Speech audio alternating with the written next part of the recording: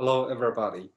From this lesson, OMG will grow up a little bit and move into middle school. Lesson M1 refers to middle school lesson 1, which is to fold a paper chain. The crown on my head is an example of the chain loop.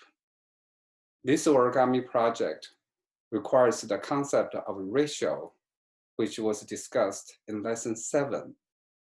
The folding diagram started with a piece of rectangular paper. This is a regular copy paper.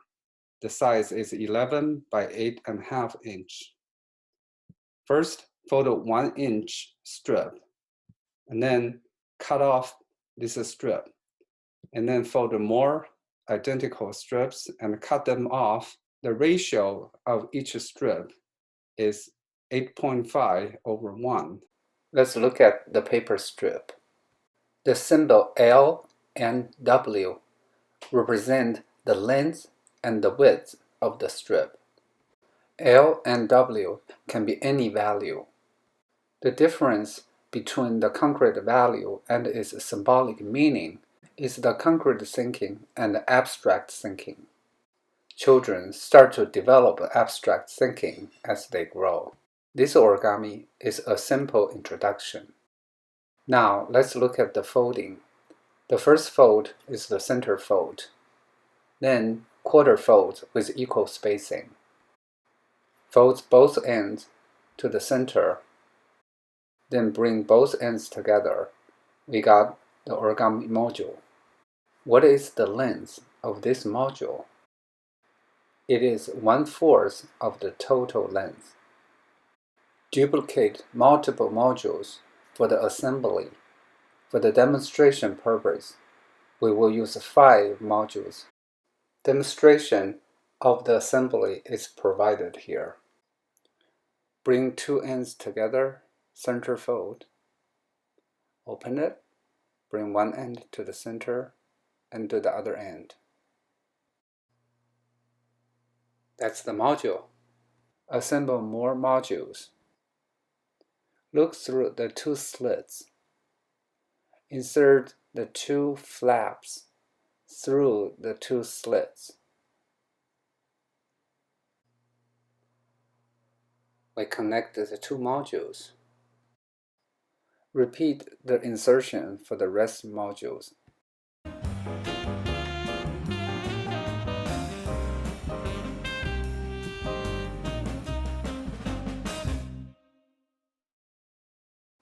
Let's repeat by changing the width of the strip to 1.5 inch. Cut off more strips and fold another paper chain. Pause the video and give it a try, see what happens. Well, the wider strip doesn't work.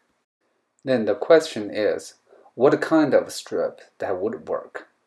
Let's find out. Let's look at the assembly process. Start with one module and insert another module. The next module cannot be inserted through because it is too wide. The 2 purple modules form a total width of 2W, which is bigger than the length of a white module. That's why they cannot be assembled. For any modules to be able to assembled, the width of 2 purple modules must be less than the length of 1 white module. This reasoning can be simplified by dividing W and multiplying 4 to both sides. Here is the simplified form of this condition.